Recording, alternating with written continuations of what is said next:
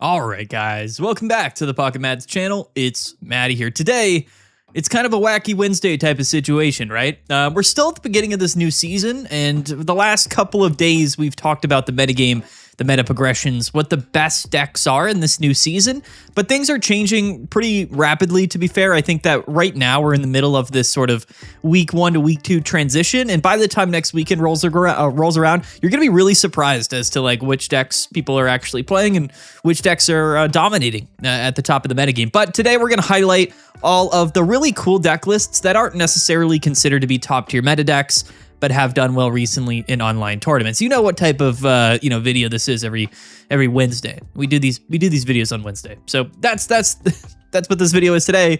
That being said, definitely go register for PMPT number 34, Demolition Drive $100 prize pool. It is this Saturday at June 6th.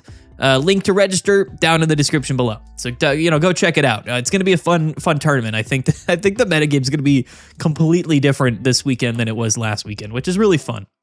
And everything's still really fresh, still new. I mean, it hasn't been very long at all since Paradox Drive came out. So we're in a weird spot, but it's a fun spot. It's fun to see. We'll talk about some of those progressions throughout this video because there's some things to hit on, but this will be mostly about highlighting these deck lists. So if we highlight your deck and your tournament in today's video, shout out to you. Yeah, it's important to remember that we do our tournaments on the weekend, but also there's a bunch of other tournaments that people run throughout the week, and they're very important to the meta progression and understanding what exactly is going on. But let's get into it. The first deck today at the Umbreon 99's Tuesday Meltdown tournament is going to be HXH Snub from the United States, and he was playing Iron Bundle. This is one of my favorite decks that I've seen, and it's honestly a deck that I think is a lot more, I guess, meta viable at first glance than any of that sort of Flutter main decks that we've been seeing.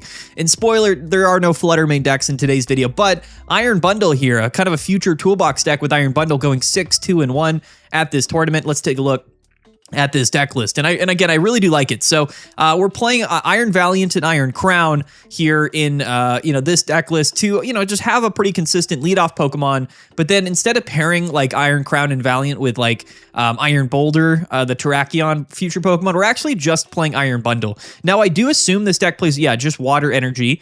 So in order to attack with Iron Crown, well, in fact, it's double colorless in the attack energy. So even if we only have one Iron Valiant in play, you can still attach one water energy to Iron Crown and get that attack off. And as we know, this combo is very popular. We've seen it see play in like the future toolbox deck, but also with Altaria, right, and in other decks as well. So the future stuff is pretty good. Booster Capsule to increase the damage of all these Pokemon by 20. However, that being said, it's only water energies in this deck, so Valiant is never really attacking, but we are still playing double Peculiar Plaza, which I do think pairs very well with the Valiant Crown combo, gives both of them free retreat. So if you do lead Valiant, you can go into Crown, or vice versa. You can go Crown and then retreat into Iron Bundle. Iron Bundle is an interesting Pokemon. With Valiant in play, it's only 2 water energies to do Cold Start, which does 60 damage, but if this is the first time you're using this attack ever since Iron Bundle came into play, then it does 80 damage and paralysis. It's like a guaranteed paralysis, which is like, kind of strong, quite frankly. It's not a terrible card. There are some ways that your opponent's going to be able to counteract this, like if they have Ogerpon in play, or if they have Comfey, or just a PCL in hand, or Big Malasada, or I guess like Lumberry, is that the other one? I forget. Anyway, the thing about Iron Bundle is that you can play Turo with it. Now, this deck only plays 1 Turo, which I think is fine. But theoretically, you can go Iron Bundle into like another Iron Bundle or just kind of finish the game with it. And if that paralysis does stick, it's a very similar Pokemon to something like a Mimikyu EX. So you kind of get that second guaranteed attack off if, of course, they have no counterplay to the paralysis. And in the late game, they might not, right? So theoretically speaking, Iron Bundle should be like a guaranteed 140 damage combo, which is further increased up to, I think, like 180 with a future booster capsule. So it's actually a lot better, I think, than maybe, I don't know. I say it's a lot better on paper. It's certainly a lot stronger than something like a Flutter main, because Trainer Lock is cool, but again, like Trainer Lock, if they already have a Pokemon set up, like Flutter main's not going to be able to survive an attack, right? Whereas Iron Bundle can, if they can't break paralysis. then you're in a pretty good spot. I like Iron Bundle. This is a really cool deck list. It's a niche deck. I don't know if it's better than just playing like Cybox with, Future Cybox just straight up, or playing it with Altaria, but it is at least a somewhat decent strategy. Like, I could see this deck winning games, and I don't really think I've seen this before, so this is a pretty impressive performance. HXH Snub, HXH Snub, yeah.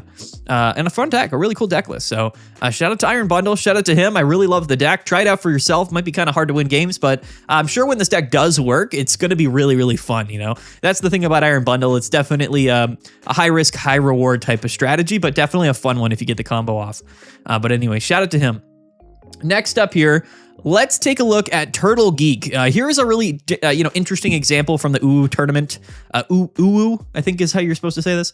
5-2-1, so not like an incredible run here, but Turtle Geek from Canada was playing Great Tusk, which, as we know, I'm a big Great Tusk enjoyer. It's one of my favorites from this new set. And this is not with Koraidon. This is actually going to be with Rampardos, which does kind of makes some sense. Like, if we're being honest here, I really like this strategy. He's actually playing one of each type of Furfrou.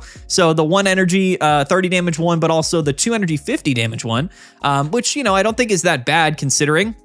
It's interesting that he's actually not playing the Ancient Energy or Ancient Booster Capsule. He's playing 1 Rocky Helmet, and he's playing double Citrus Berry, yo. Do you guys remember what Citrus Berry does? At the end of each turn, if this Pokemon card is attached, or if the Pokemon this card is attached to has half of its maximum HP or less, you heal 30 damage from it. So definitely some kind of niche scenarios here. This is going to be really nice with Furfrou into like baby Pokemon. But also, like, you know what? The more I think about this card, I completely forgot this card ever existed. It's interesting. Like, we're playing Antiquity, and we're not playing Starting Plains, so like the 120 on a Great Tusk, and I'm just now noticing it only has 1 Great Tusk. So I kind of suspect the strategy for this deck is to kind of just use Furfrou and then go into like hopefully a double Rampardos. Because we're playing Rampardos, we're guaranteed to lead either Furfrou or Great Tusk, and they're all pretty strong leadoff options, right? Great Tusk and this Furfrou here, probably a bit better going second, whereas if you go first, you're not going to be able to attack until turn 3. But yeah, it's a really interesting single prize archetype, and I think that Iron Tusk, being a single prize fighting Pokemon, is a pretty strong Pokemon. And keep in mind, these Furfrous with Fur Coat are immune to the bench damage effect that Great Tusk deals, right? So if you have Great Tusk in the active, these Furfrous can kind of hold their own a little bit. Arena of Antiquity is going to buff the damage of Great Tusk up a little bit. I like the deck. I do. I think it's a pretty interesting way to play Great Tusk, a kind of purely single prize archetype here, kind of a fighting single prize toolbox. Double Rampardos, double Skull Fossil, double Research, double Copycat. We do get a PCL in here. And again, it's a little bit suspect. Like, Great Tusk has a lot of HP, but 120 isn't like an incredible amount. Like, a lot of Pokemon can hit for 120 or more, especially on turn 2 or turn 3. Sceptile is a great example of that, or Lucario even. So it's like, I do like Great Tusk, but when I play it, I feel like I do want that extra HP just so I can at least live an attack. And that's kind of the other way that we've been seeing Great Tusk see play is like, is like with a bunch of HP modifiers and like lucky Ice Pop, right, to stay alive. But this is a really fun deck, a really cool deck, and I think Rampardos is really quite strong.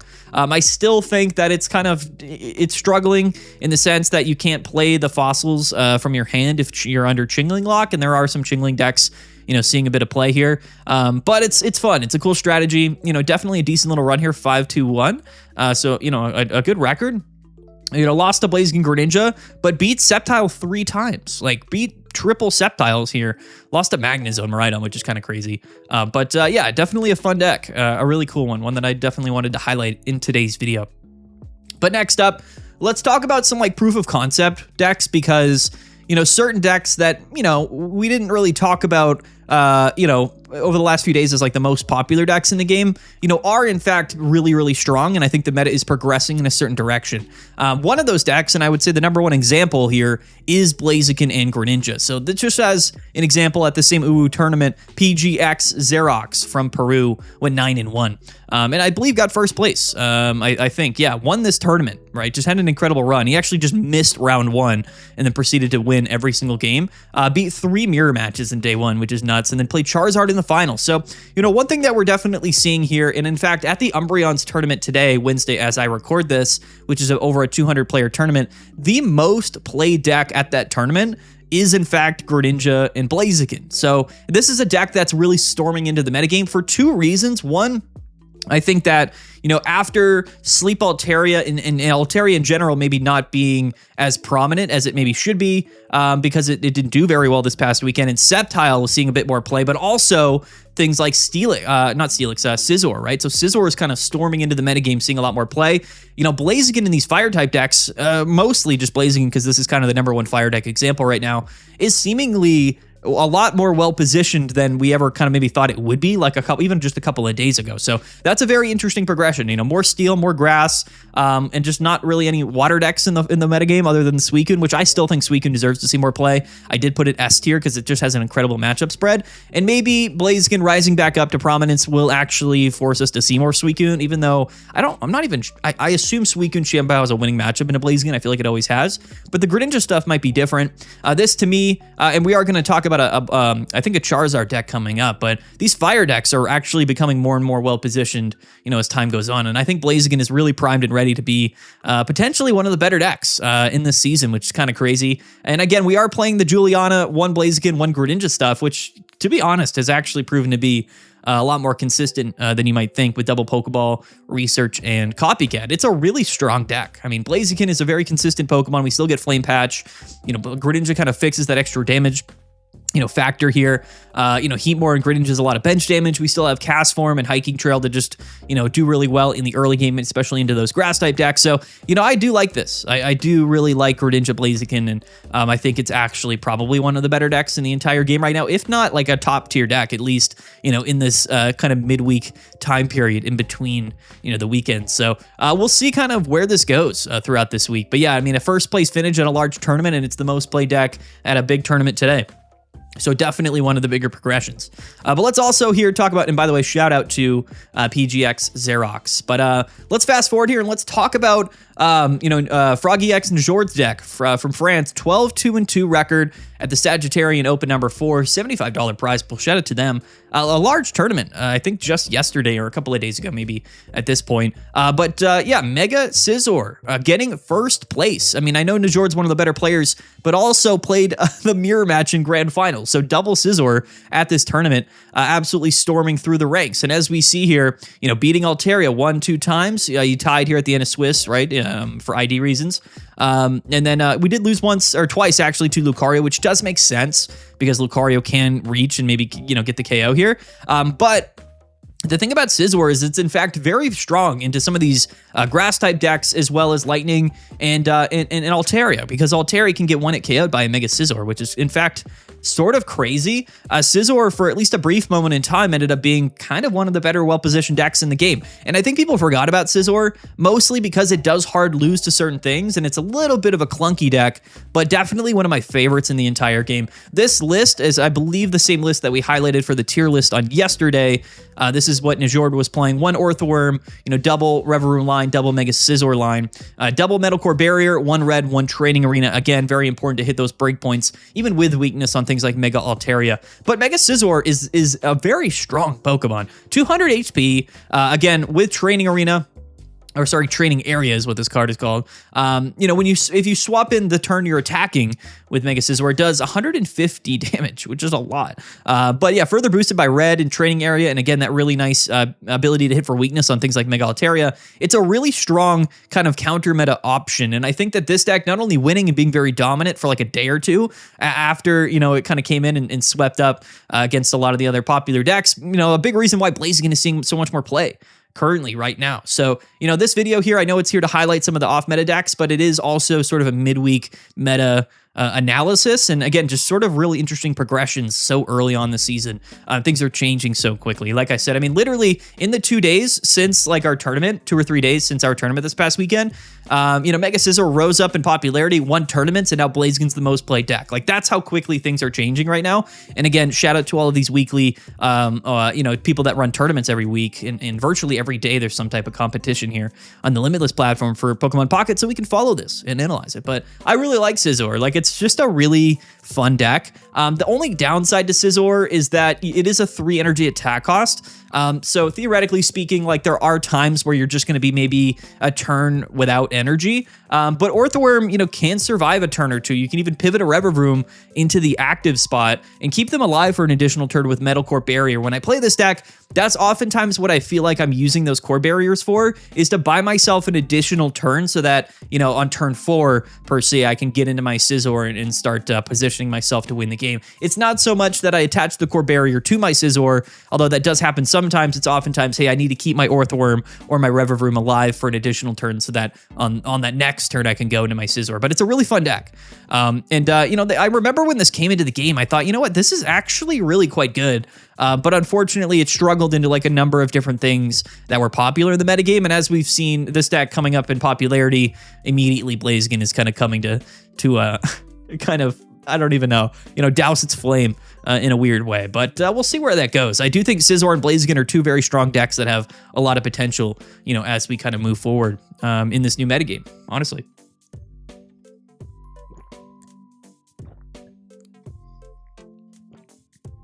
Sorry about that. Okay.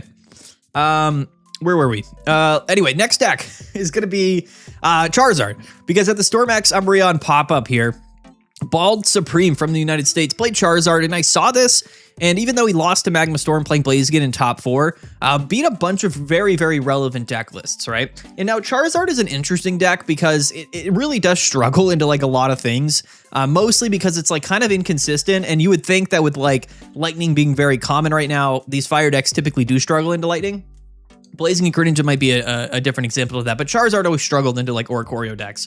But Charizard, I think, is also a Pokemon that, given the landscape of the metagame, could be somewhat relevant. You know what I mean? I think Charizard is always something that you got to be kind of afraid of. 250 is 250, so if you are reliant on going into that Mega Pokemon to win the game, i.e. Lucario, Sceptile, Scizor, Blaziken, like whatever it is, Charizard's going to be somewhat relevant. So I just don't really remember seeing a good Charizard placement for quite some time. But Bald Supreme came in hot, went 7-3, and kind of, reminded me that, what, we have to respect Charizard to some degree. And I think a lot of the same reasons why Blaziken might be becoming a little bit more relevant as time goes on this season. I think Charizard could also fill a kind of, an interesting niche into the metagame. The thing about Charizard is that it being a fire type Pokemon doesn't really matter. Like, it doesn't care because it's just going to one-hit KO anything. Whereas Blaziken, it can utilize its fire weakness into particular, or fire type into particular matchups that are weak to fire. Charizard just doesn't care. It's just going to KO whatever. But I think that if Mega Pokemon are super popular and decks are a little bit more granular, then Charizard has some potential. So I just wanted to highlight Charizard. Again, these 3 decks here, kind of proof of concept between Blaziken, Scizor, and Charizard. I just wanted to let you guys know that people are playing them this week over the last few days, and they're doing quite well. So definitely something to keep our eyes on. But let's fast forward to some other more niche decks. This is going to be Sararu from Japan at the Umbreon 99 Tuesday Meltdown. And this is Great Tusk again. You knew I was going to highlight Great Tusk again because we love Great Tusk around here. 5-3 record, so nothing super incredible. But look at this, guys. It's Koraidon, Great Tusk, and he threw in a Hitmonlee and then Greninja into the deck list here. So you know what? Maybe not the most original thing in the world, but I do think Great Tusk with that extra HP, being kind of backlined by Greninjas could be pretty funny. You know what I mean? And it also helps with the problem here of like leading Koraidon when we have a total of 6 basic Pokemon instead of like 4 or 5 or 3 or 4. It's a little bit better to kind of have less likely of a chance to lead Koraidon, right? Because that's kind of a game losing situation. But yeah, I like it. You know what I mean? I think that I feel like there used to be a fighting type deck that played Greninja a little while ago. I might be wrong about that. Maybe we never have really played fighting type with Greninja, but it's been a while, I think, since we had like fighting type archetypes that played Greninja. But if any deck is going to do it, then why not our big boy Great Tusk here to just tank up damage? Could be kind of fun. Now you are dealing 20 damage to your Greninjas, so that's a little bit suspect there. So you think it's a little bit counterproductive? Maybe it is, but at the end of the day, it's Great Tusk. And somebody played it with Greninja. I thought it was funny. Sararu from Japan. 5-3 record. Ended up losing to Altaria twice, which, you're going to kind of expect. But look at this. Beat Miraidon, beat Sceptile, beat Scizor, and beat another Koraidon Roaring Moon deck, I guess, and then lost to Magnezone, which is always tough when you see these fighting decks lose to Magnezone because they probably shouldn't, but maybe Greninja makes that matchup a little bit less interesting or a little bit more interesting. But yeah, I mean, I think even with Greninja, like the issue with Great Tusk is that you're just going to get kind of rolled over by Altaria. It's just going to KO you, which the whole point of Great Tusk in my mind is to not get one it KO'd. But it'll just get KO'd by Altaria, sadly. Yeah, I mean, check it out. You know what I mean? That's a cool deck, right? Shout out to Soraru and Great Tusk, my boy. Next up is gonna be Pock 55 from Germany, and he was playing Raging Bolt with Magnezone and Oricorio, and he was playing Water and Lightning Energy. Now, the thing here is that Oricorio decks, you know, are no stranger to playing Water and Lightning Energy, right? But typically with Oricorio, if you were playing Water and Lightning, then you played it with Greninja. And we know that that's a pretty common strategy, and I know a lot of people were sort of thinking, hey, why don't we just play Oricorio Greninja with Raging Bolt, right, and Sada as like kind of a finisher Pokemon that can one-hit KO anything. But at the end of the day, like, we could also just play Water Energies in Magnezone. There's really no reason not to. I mean, Mirror Shot Magnezone is double colorless in its attack cost, and Magneton just generates lightning energies. Oricorio also is a 1-in-1 in its attack cost. So, like, you basically were just throwing Raging Bolt into Magnezone or Oricorio with Sada, and Elemental Switch, which is also hilarious and a really fun card. And then we're just playing dual energies. So that might seem kind of silly. And, you know, on paper, sure. Like, is this better than just playing pure lightning energies and playing Miraidon and Turo instead of Raging Bolt and Sada? Definitely not. Like, I think it's probably just better to play Miraidon. But, you know, Raging Bolt is a very awkward Pokemon, and there's really not that many strategies that could kind of even potentially incorporate Raging Bolt into it. So if you wanted to be different, if you just wanted to be, you know, kind of a fun guy and play Raging Bolt, Magnezone or Oricorio, then, you know, here you go. And that's the thing too, is like Raging Bolt, because it's sort of such a late game deck, it's such a, you know, kind of a something that takes a while to build up. The only kind of vision I can see for this card ever seeing use is probably in a deck with Oricorio, where you have potentially enough time to kind of slow the game down and get Bolt set up. Again, maybe this player just won every game because of Magnezone Oricorio. We did lose to Altaria thrice in this run, which is tough here. Also beat our boy HXH Snub here, which is pretty funny. Yeah, so listen, this is a fun deck. It's a cool deck. Not so. This is what this video series is about, right? You got to understand, this is why we make these videos on Wednesday, is because there's so many fun decks, some things that can win games that really aren't that bad. But again, it's just, they're not going to be popular because there's just sort of better, there's, you know, the difference between this and Miraidon is meta and off meta, right? That's what this video is about. It's about highlighting the off meta decks. And trust me when I say I believe you. I believe Miraidon here instead of Raging Bolt's probably better. I think most people would agree, but it's kind of funny. Next up, though, this is one of the more interesting, I guess, placements. Like, this is one of the stranger things I've seen this season. This is Sleppy Time from the United States. Went 9-2 playing Iron Moth and Cinderace. That's right, 9-2. Lost in Grand Finals actually to a Sceptile deck, but had an incredible run beating a variety of the strongest decks in the metagame, which is crazy, and ended up losing to Sceptile because, as we know, Sceptile's broken. But let's take a look at this deck list here. So, yeah, basically Cinderace is just 120 for 2 fire energies, and it can attack on its next turn. It's not a weak Pokemon by any stretch of the imagination, but it does have free retreat, which is pretty cool, right? So with double Cinderace, you can kind of pivot between them. It doesn't have a ton of HP, but yeah, this player here was playing Victini, Iron Valiant, and Iron Moth, which is a strong combo. We've seen this Iron Valiant Moth combo in Blaziken like this past weekend, and it's pretty cool because Iron Moth can deal a lot of damage, but Victini, of course, pairs very well with Iron Moth, right, as we know. Now, theoretically, I look at this deck list and I think to myself, you know, could we not just kind of replace the Cinderace with Blaziken, and this would just be a completely acceptable meta strategy? I personally feel that to be the case, but yeah, I think Victini Iron Moth with Valiant is enough of I guess an example of like, listen, we can just sort of win games. You know what, I kind of look at this though, because Cinderace does have free retreat. Theoretically speaking, you know, if we do, like, you want to go into Iron Moth, right? And you want to get Valiant and Victini on the bench. But if we do lead Score Bunny, you could just Rare Candy evolve into Cinderace and then free retreat into Iron Moth, right? There is certainly like an opportunity to be a little bit more flexible because Cinderace does have free retreat. So maybe that was a pretty prominent factor in this deck list. And also, because Cinderace is a single prize Pokemon, we can kind of actually change around, you know, the prize math here. So like, typically with Blaziken and whatnot, you want to save it till the end of the game. It's not really as useful if it's like the first thing you go into. Now, whereas this deck list, it doesn't really matter. Like if you lead Cinderace, you could then go Iron Moth and then into another Cinderace, you know what I mean? So because all of these Pokemon are single prize Pokemon, you're probably a little bit more flexible there. But the key thing I wanted to note here is Victini, Iron Valiant, and double Iron Moth. I actually really like it. Now this deck doesn't have any retreat. So again, like that's the thing here that for me, just at first glance of like, well, is this deck that consistent?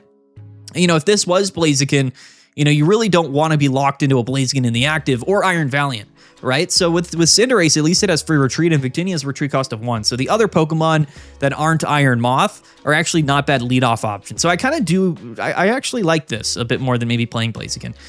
So I think this player was absolutely cooking. A really, really fun deck list. Comment down below. Do you guys like this? Are you into this Iron Moth, Valiant, Victini, Cinderace stuff?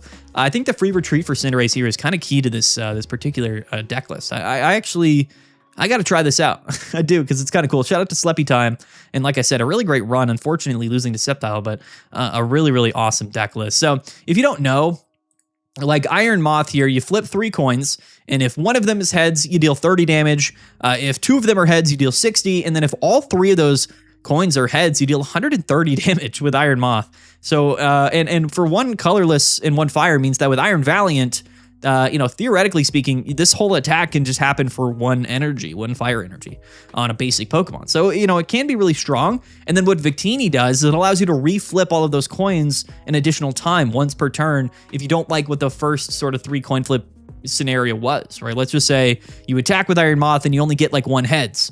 You might be like, oh, you know what? Let's just redo it all, you know? And then maybe you get 2 or 3 and you're like, oh, look at that. So I think Victini and Valiant and Iron Moth is kind of an awkward 3-card combo, but a very strong one if it does kind of flow correctly, right? Let's just say you lead Iron Moth and you do get Valiant and Victini on your bench and you're going second or whatever. Like it could be crazy. It could be absolutely insane. And I think there's a lot of potential here. Cinderace, to me, kind of a smart combination here. I really like this. I do. Really cool to see. Yeah. Anyway, shout out to this deck list. What do you guys think? Comment down below and let me know. Anyway, lastly, let's take a look at Dexcool's deck from Brazil, and these decks are really in no order. This is at the Breakfast Club Nighttime Bash. 5-3 record, so again, nothing incredible, but this is going to be Crustle. So, you know, we had to highlight our guy Crustle here. This tournament here, he had actually a very interesting run. Lost a Future Toolbox, which is tough. Lost to Zoroark, and then also lost to Scizor, but beat Lucario, beat Koraidon, beat Sceptile, beat Mega Altaria in day 1. So, I mean, like, this is a deck list that, you know, just at first glance, you kind of have to respect it, right? Just by pure strength of what this deck list is. And it's a bit all over the place, but you know what? We got our big boy Crustle here, Gen 5 GOAT, represent Generation 5, the greatest generation. And we also have 1 Fighting Coach Lucario, which is like, why not, right? The Shell Armor promo Dwebble, which we do like that. Shout out to this Dwebble here. It's a cool card. And then, yeah, 1 Koraidon. So, you know, I mean, it's just sort of a fighting toolbox deck, and this is a bit more how I imagined kind of Koraidon seeing play. You know, you theoretically could play this with Donphan, you could play it with Crustle, you could play it with anything that's not a Mega Pokemon, right? Because Koraidon is sort of meant to replace Mega Pokemon, or a Mega Pokemon in the sense. And I just think a lot of people missed that, like with Koraidon, because we just got Mega Lucario, and in a lot of scenarios, Mega Lucario would be better. But the difference with Koraidon is that not only is it worth one less prize, but it's a basic Pokemon. So it's literally just 1 card you throw into your deck, and it can potentially be a very, very strong game finisher, right? So in a deck like this, that's maybe a little bit more involved, and because we're playing less Pokemon, like just playing 1 Koraidon as opposed to playing 4 Pokemon, being 2 Riolu, 2 Lucario, is a big difference, and you can commit a lot of those more Pokemon to just sort of the rest of your deck strategy being any other fire Pokemon you wanted to, or fighting Pokemon that you wanted to pair with it. And I think this is a really great illustration of like how Koraidon could see play. Now, those other fighting Pokemon maybe not be that good enough, coincidentally. You know, that's certainly a factor, but you know, Crustle's in here doing things. You know, Heavy Helmet on the Crustle, 160 HP. We got Karina, Fighting Coach Lucario, Arena of Antiquity. This Crustle's coming in and hitting you for like 140. You know, it's kind of a threatening a big guy here. And then, like I said, at the end of the game, even after, you know, whatever happens, Crustle goes down, you're onto your second Crustle, you can go into the Koraidon. Koraidon with Ancient Booster Capsules, 190 HP. Not bad whatsoever, and also gets access to Antiquity and Karina. So, you know, I just think there's a lot of potential for these sort of fighting toolbox decks because Koraidon really is just a single card that you throw into your deck and is certainly, you know, quite strong as a very easy to kind of you know, throw in game finisher. You know, Miraidon's kind of a similar thing, but you know, it's different because we have Magnezone and all that. You know what I mean? Like, it's different. It's a different thing, and they're different. I still think people are kind of figuring out how to play Koraidon, but this is an example of one that I really like. Of like, hey, you know, this kind of makes sense. I'm not saying this is like the best deck in the world, and I'm not saying Koraidon's the best card in the world, but the way that I think we're supposed to be playing Koraidon, to me, like this feels sort of correct. It feels right to me, and I do like it, you know? So shout out to Koraidon, shout out to this deck list, shout out to Crustle, like I said, Gen 5 GOAT, the best generation, as we all know. Feel free to agree with me in the comments there. And yeah, 5-3 record. Shout out to Deck School from Brazil. Shout out to Brazil, guys. Yeah, I mean, that's it. That's sort of my collection of like off-meta strange decks that have done well. You know, in the middle of this video, we did sort of that midweek kind of meta report type analysis, and I do think those trends are very, very prominent.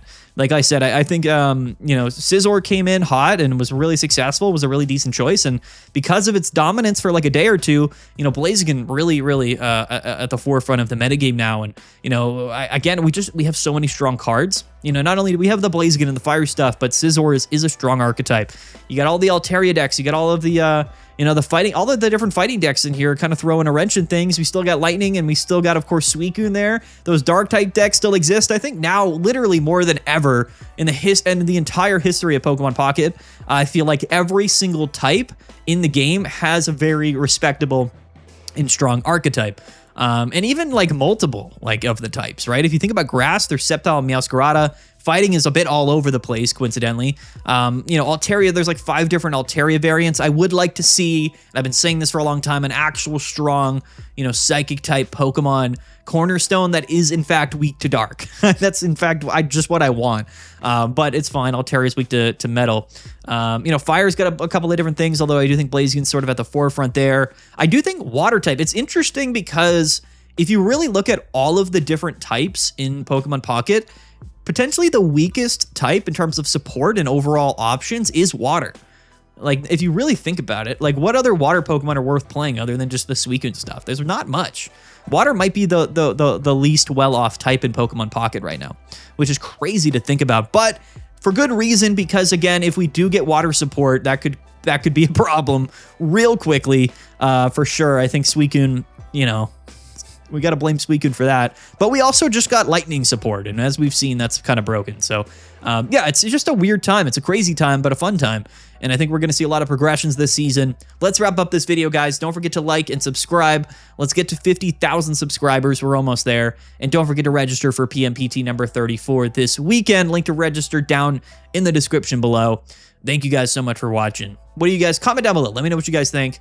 Peace out. Have a good one. And yeah.